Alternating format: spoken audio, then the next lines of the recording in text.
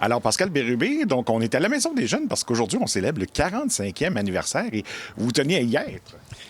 C'est samedi soir et je suis avec des adolescents qui ont fêté toute la journée avec leurs intervenants, intervenantes et des anciens jeunes de la Maison des Jeunes de Montjoly, un 45e anniversaire qui est une occasion de célébrer le sens de cette maison pour des adolescents et adolescentes qui cherchent, qui ont besoin de partager des choses, de se confier, de vivre des expériences avec des jeunes de leur âge. Donc, c'est un lieu qui est significatif et important à Montjoly, sur le boulevard Jacques-Cartier. C'est un bâtiment qui appartient à la ville de Montjoly, mais qui, depuis plusieurs années, héberge des jeunes la semaine et la fin de semaine pour leur permettre de se retrouver dans un lieu sécuritaire et un lieu où ils se sentent accueillis.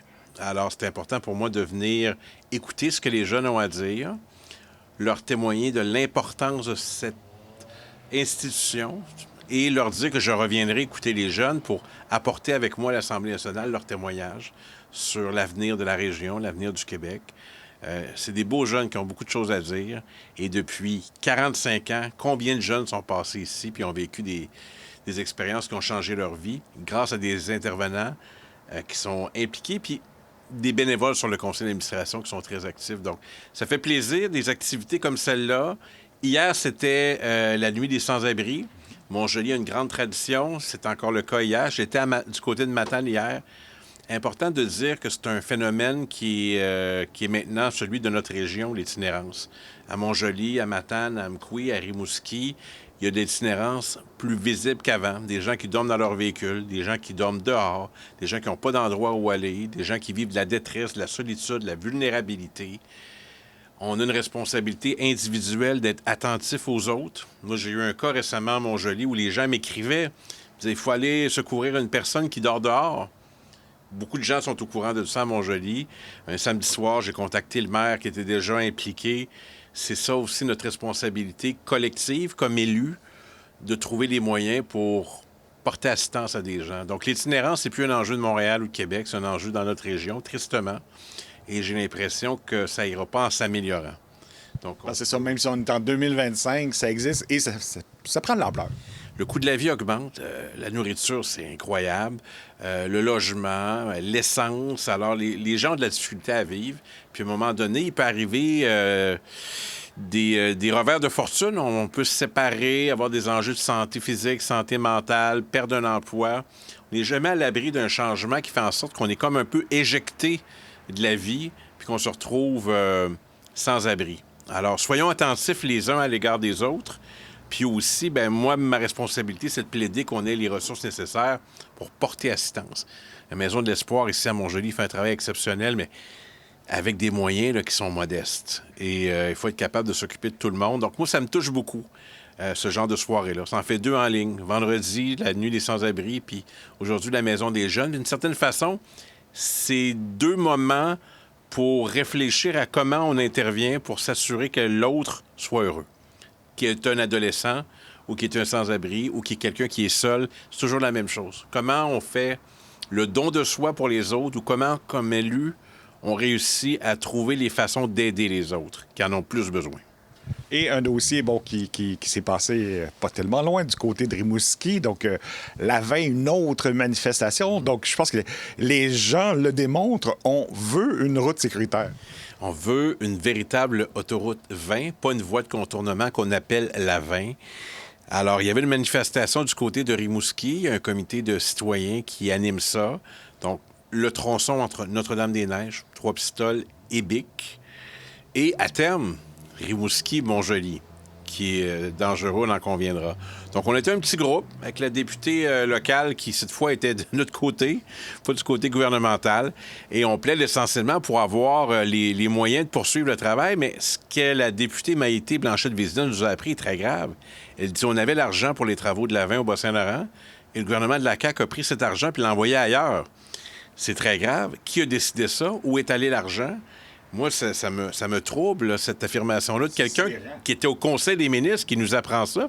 D'ailleurs, elle nous apprend beaucoup de choses. C'est un peu une lanceuse d'alerte, d'une certaine façon. Donc, l'autoroute 20, je vais résumer, priorité, un enjeu de sécurité. Donc, une autoroute, c'est 2 voies, dans un sens, 2 voies dans l'autre sens, puis un terre-plein entre les deux pour pas qu'ils se croisent. Ça rend les choses beaucoup plus sécuritaires. Puis dans le cas de Montjoly, Bic, bien, on le sait, il y a eu beaucoup d'accidents dans les voies de dépassement. Il y a un rapport de la coroner suite à un triste décès d'une jeune femme qui dit, bien, il faut procéder à des travaux. Ça n'a pas été fait. Encore une fois, on n'a pas l'argent. Alors, c'est pour ça qu'on défend notre droit à avoir une voie principale sécuritaire. Et la route 132, bien, elle doit être sécuritaire aussi. On est capable de faire les deux en même temps.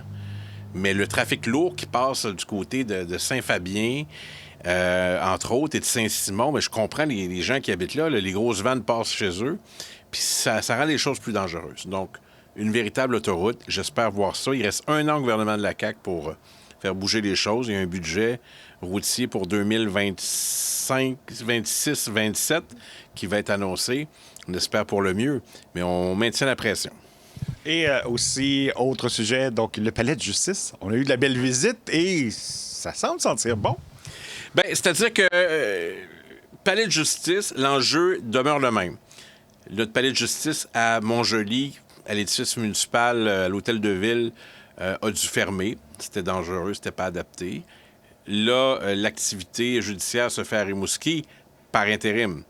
C'est pas une situation permanente. On veut la construction d'un nouveau palais de justice moderne au centre-ville de Montjoly. Là, il faut convenir avec le gouvernement du Québec des termes.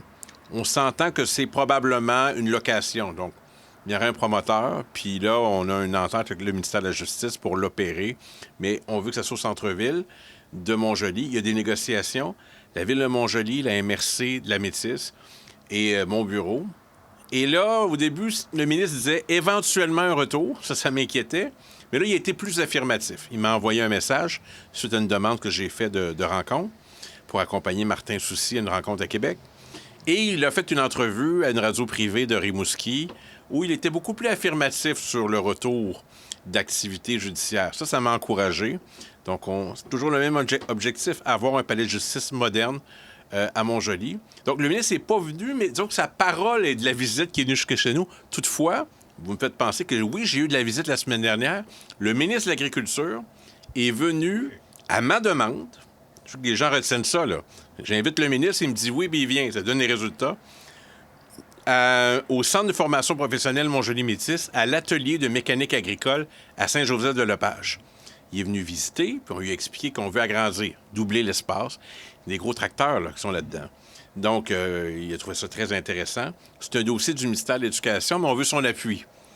Puis on lui a parlé de d'autres enjeux dans la Métis, notamment l'appropriation des terres. J'ai invité Bruno Paradis, il a remis les documents sur la situation du monde rural dans la Métis. J'avais un autre dossier industriel à lui parler. Donc, ça a été une belle rencontre. Ça a duré 45 minutes, mais on a passé tous nos messages.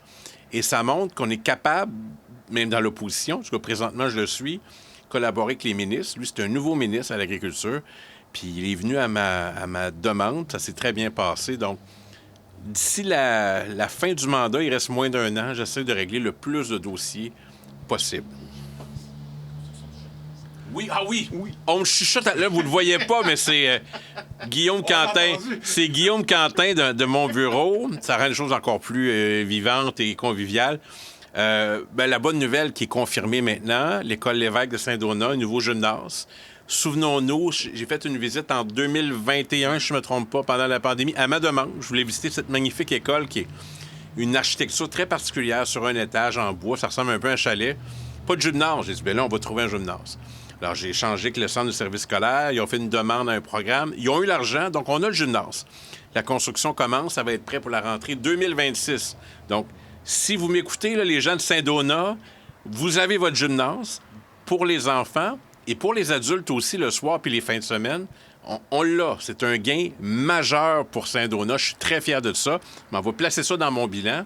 Bien, merci beaucoup. En ce samedi soir. Oui, puis plusieurs dossiers. Puis le dernier, là, je vous le dis, là, le gymnase, il me touche particulièrement. Puis c'est concret, c'est pour les enfants. Puis je suis content d'avoir ça dans ma colonne des actifs pour le bilan. Là, ça me touche beaucoup. Puis merci au Centre de service scolaire des Phares, qui est un collaborateur très précieux, très dynamique avec sa directrice générale, Mme Prévraud. Ça fonctionne très bien. Merci beaucoup. Merci, au revoir.